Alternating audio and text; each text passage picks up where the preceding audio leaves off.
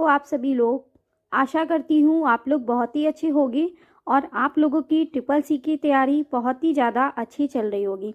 तो गाइड, जैसा कि आप लोगों को पता है कि नवंबर में एग्ज़ाम होने वाले हैं और अगर आप लोगों की प्रैक्टिस नहीं हुई है तो आप लोग प्रैक्टिस करना स्टार्ट कर दीजिए, ठीक है। अगर प्रैक्टिस नहीं करते हैं तो फिर ग्रेड एस से पास होना तो आप लोगों का पॉसिबल ही नहीं है, ठीक है।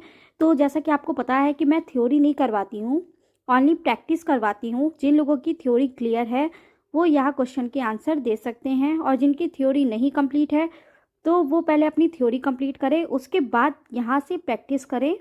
और ये सारे वही क्वेश्चन हैं जो आप लोगों के प्रीवियस में पूछे जाते हैं। जैसा कि सितंबर में जो क्वेश्चन पूछे गए हैं, अक्टूबर में जो क्वेश्चन पूछे गए हैं, ठीक है, जितने भी जो क्वेश्चन पूछे जाते हैं जो मोस्ट इंपॉर्टेंट होते हैं वही सारे मैं क्वेश्चन करवाती हूँ आप लोगों के लिए। तो चलिए क्लास को स्टार्ट करते हैं, बात तो बाद में कर लेंगे। पहला क्वेश्चन था आपका, एक इलेक्ट्रॉनिक बुक है, ठीक है, जिसमें उन सभी लोगों के बारे में डिटेल्स इंफॉर्मेशन रहती है जिसके साथ आपने कम्युनिकेट किया होगा। तो बताइए क्या होगा। तो राइट ऑप्शन आपका है। मैं डायरेक्ट उत्तर इसलिए आप लोगों को बता दे रही हूँ क्योंकि अब टाइम बहुत ही ज़्यादा कम रह गया है, तो जल्दी जल्दी से प्रैक्टिस करिए और देखिए समझिए सारे क्वेश्चंस को, ठीक है।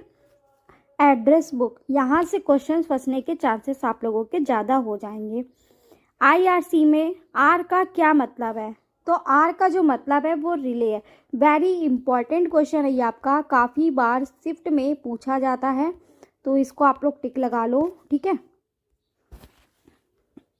ISP का मतलब है, तो ISP का मतलब क्या होता है, इंटरनेट सर्विस प्रोवाइडर, ठीक है, internet service provider. Very important है, नेट से है, ठीक है।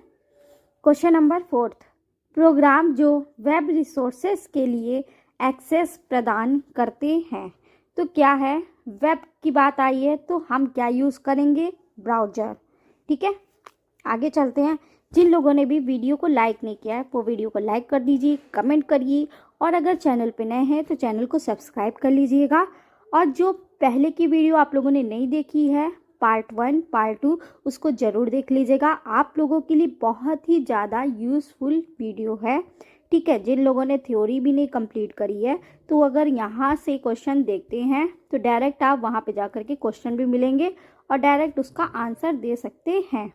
URL का फुल फॉर्म क्या होगा, यूनिवर्सल रिसोर्सेज लोकेटर, ठीक है, यूनिवर्सल रिसोर्स लोकेटर।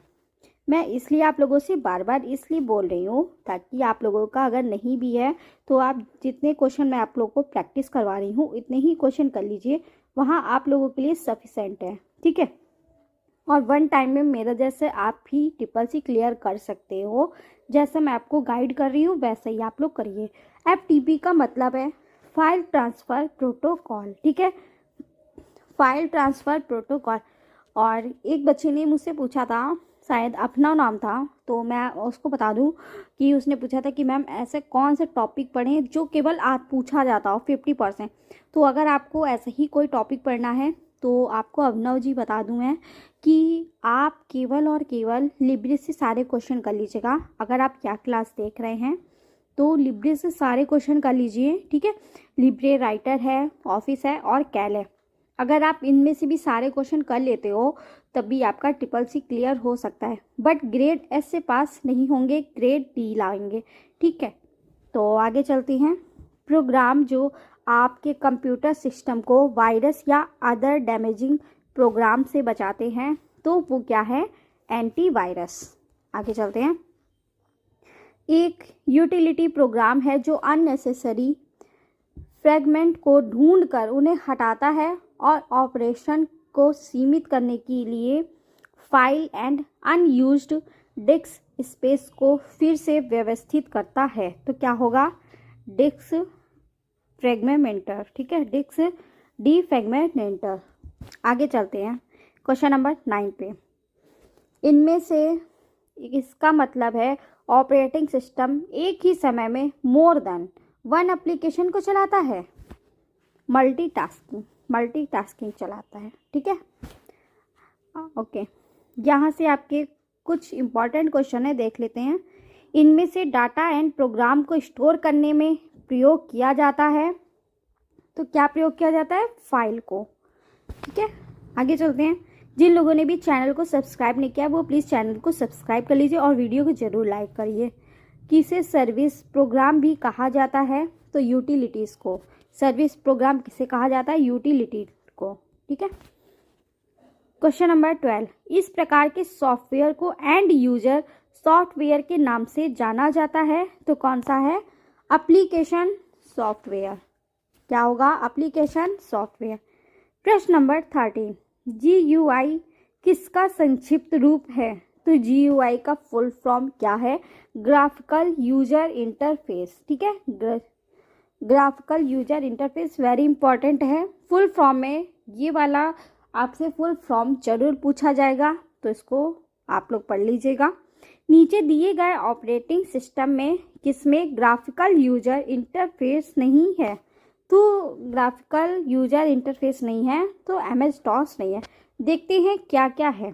विंडोज़ 95 है। ठीक है, लिनक्स है, मैक OS है, मैक ऑपरेटिंग सिस्टम।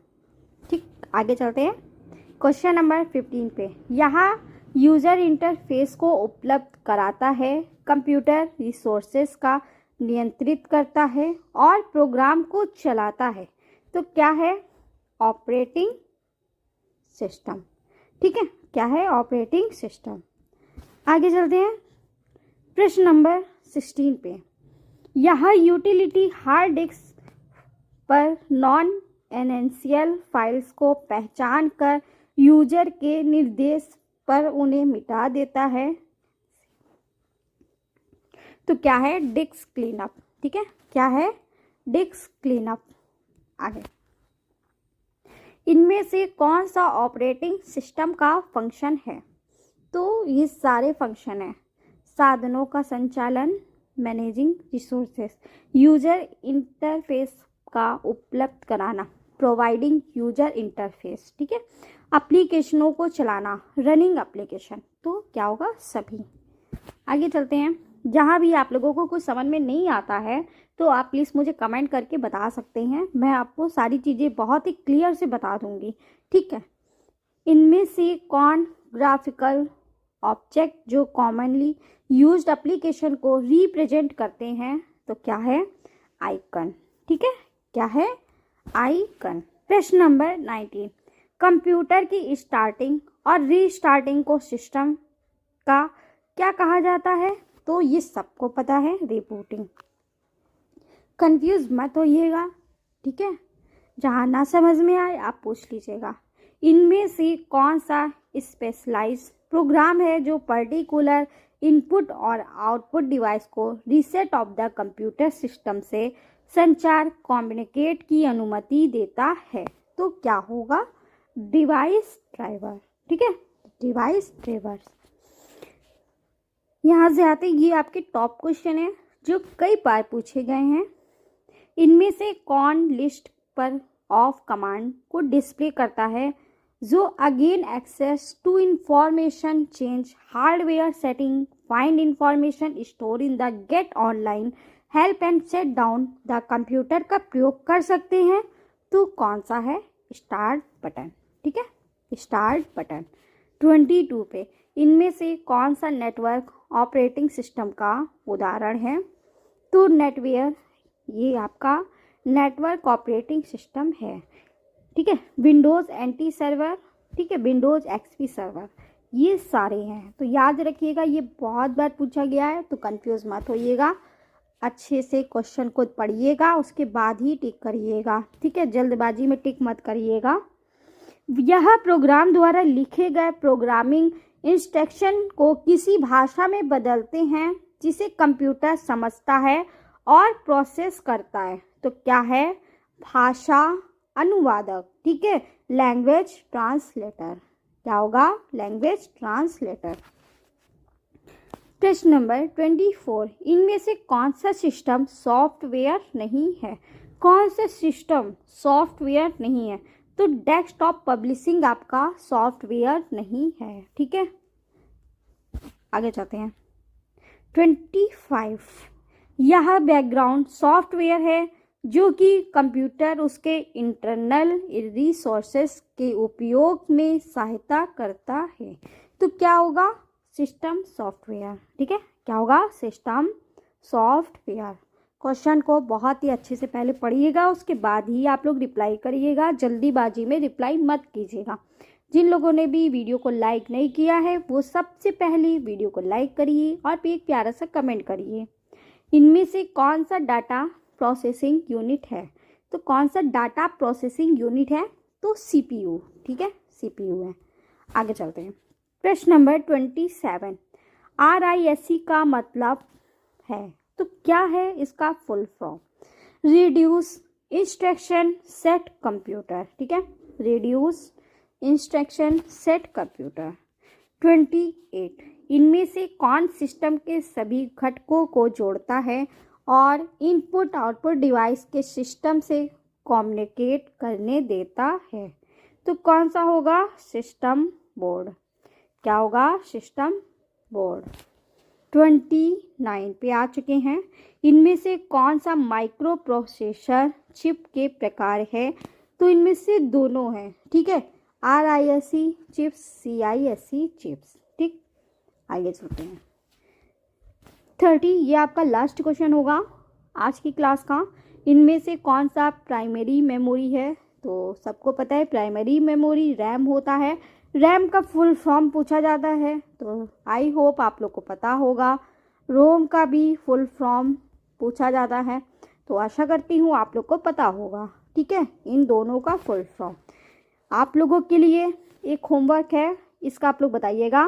रैम किस प्रकार की मेमोरी है? ठीक है, स्थाई है कि अस्थाई है कि फ्लैश है कि स्मार्ट है? आप लोग इसका आंसर मुझे कमेंट बॉक्स में बताएंगे। वेरी इंपॉर्टेंट सारे क्वेश्चन हैं आप लोगों के लिए। आशा करती हूँ आप लोगों को वीडियो बहुत ही ज़्यादा अच्छी लगी होगी। वीडियो को अच्छी लगी है तो वीडियो को लाइक ज़रूर करिएगा और अपने दोस्तों में ज़्यादा से ज़्यादा शेयर करिएगा, ताकि जो लोग CCC का एग्ज़ाम दे रहे हैं वो लोग भी यहाँ से तैयारी अपनी अच्छी कर सकते हैं। तो मिलते हैं नेक्स्ट प्रैक्टिस सेट के में। आज के लिए इतना ही रखते हैं। ठीक है, राधे राधे दोस्तों, जय श्री कृष्णा।